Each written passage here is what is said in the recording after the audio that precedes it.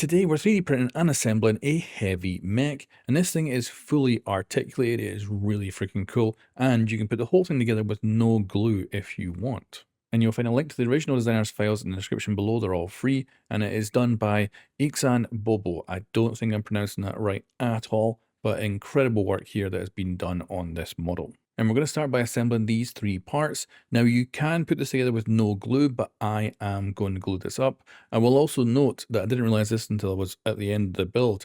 Those little black pieces, so the little connectors, they are, there's a bunch of them. They all look the same, but actually some of them are different. Their notches actually rotate on either side.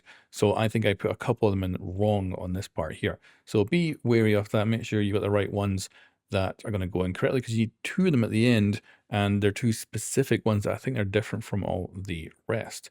And this was a pain in the ass to get this to go together, but once I got them all in, we were able to start assembling this. And of course, those notches on the little black pieces, they line up with notches on the other side, and I think they were not correct here. I just didn't realize that when we were putting this in.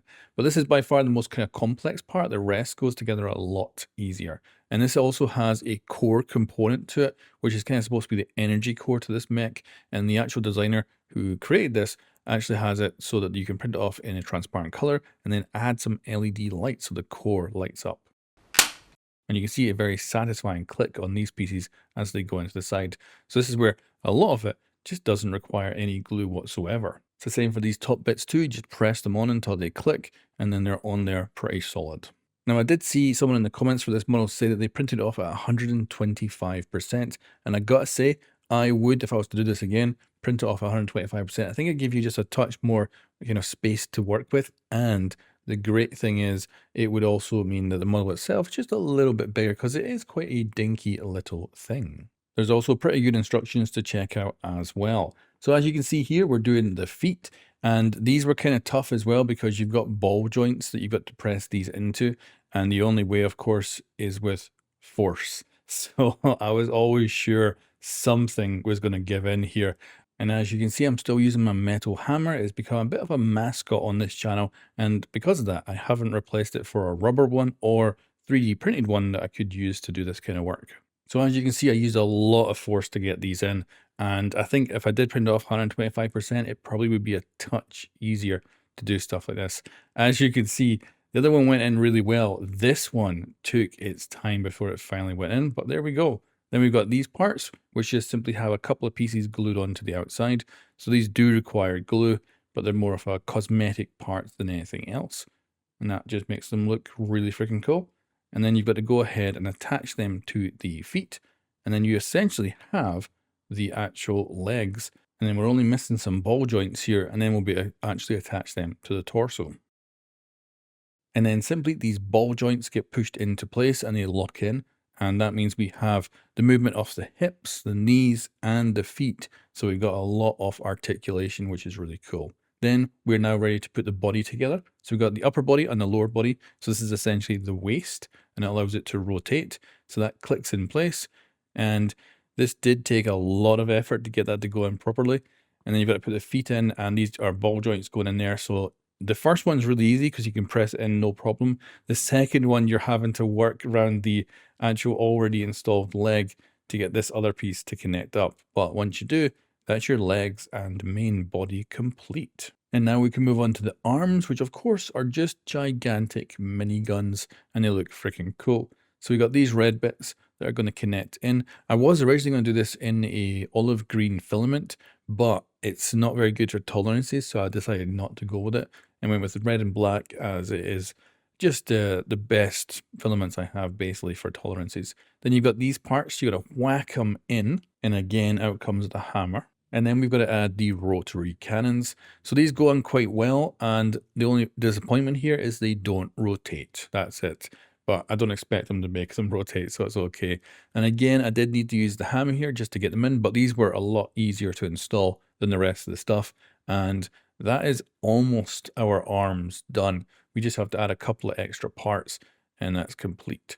So what we've got now is two asymmetrical parts. You got to make sure you put them on the right side.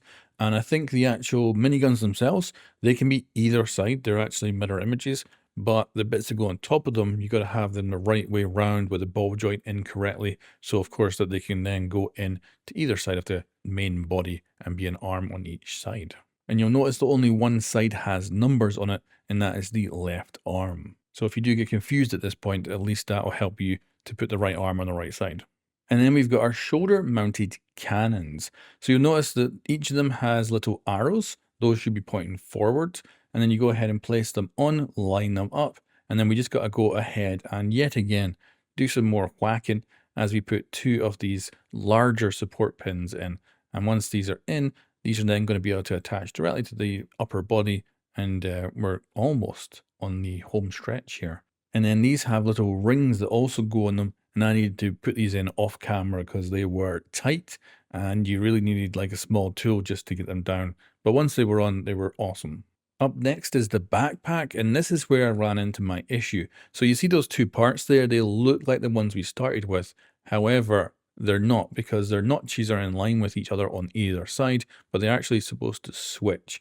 I didn't realize this until we got to this point. I do wish this connector for this was maybe a different shape or something, and that would be easier. Then we've also got this that connects onto the side, which just has a kind of circular area. This is going to be where the belt is placed on later. But here we go, time to assemble. So we're starting by attaching our rockets to the tops of the arms, and then the arms get pressed into their ball joints on either side. So for the most part here, we've not used any glue, only on a small couple of bits, so it's quite impressive. Once the ball joint is in there, then we have ourselves an articulated arm, which is awesome.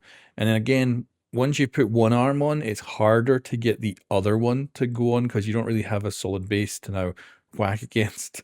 So getting it on there was not the easiest. And of course, I didn't want to use too much pressure here because anything could break those small parts between the ball joint and the actual arm. And if it got locked in there, we're done. Now this is where the core goes. So this could be transparent. And of course you put an LED in it. That way you can light up the core of the actual mech and make it look like it's actually powered up, which I think is a great idea for this design. And then this is where I figured out something was not right, as this piece was just not going in. And that's when I had a look at it and I noticed that the notches on the interior parts was the wrong way around compared to the notches on the insert. So it means the original part that I put together, its main chassis, it's got basically two wrong parts. But the problem is, of course, they look the frickin' same, except some of their notches rotate from either side.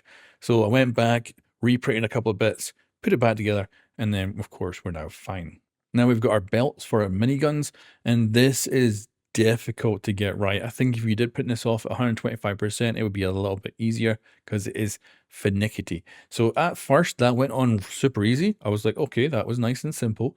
But then I figured out that actually I just got lucky. So they do have notches on them that when you put them in initially, they go in good and then they rotate so they'll lock in place.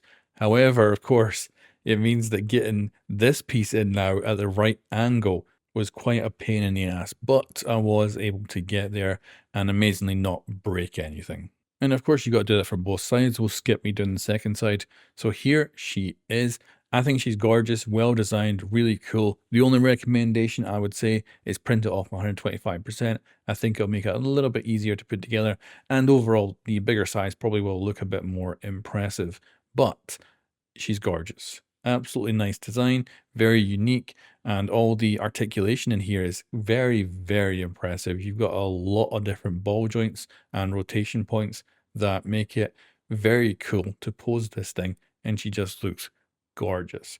So the original designer here has done an amazing job. This is well worth printing and a very nice overall 3D print. Only a few pieces I would say need support as well. So it's a relatively simple print, but there is a lot of parts to it. Anyway guys, thanks for watching. I'll catch you next time.